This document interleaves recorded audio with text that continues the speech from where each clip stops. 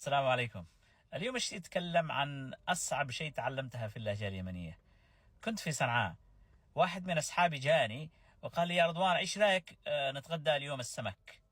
قال لي: بنروح مطعم الشيباني، السمك عندهم من هنا. فانا ما فهمت، فقلت له: ايش معنى من هنا؟ يقول لي: يلا يلا تعال تعال تعال بنوريك. المهم، ركبنا السيارة ورحنا المطعم، طلبنا السمك وبعدين بدأنا نتغدى. وفعلا السمك كان ممتاز. فأنا قلت له: ما شاء الله، يعني السمك لذيذ. ويقول لي: لك أنا السمك عندهم من هنا. فعرفت أن من هنا، لما يقول لك واحد يمني من هنا، معناته يعني شيء رائع ممتاز لذيذ. شوف، هذا كمان في درس.